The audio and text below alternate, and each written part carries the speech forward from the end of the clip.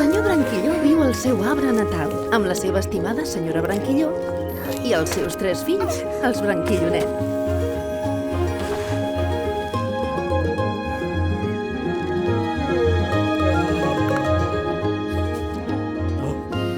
Un bon matí, es lleva ben d'hora i se'n va a fer esport.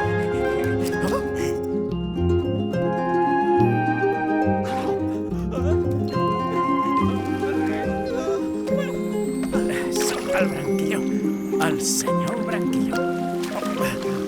I m'estic allunyant del meu arbre natal.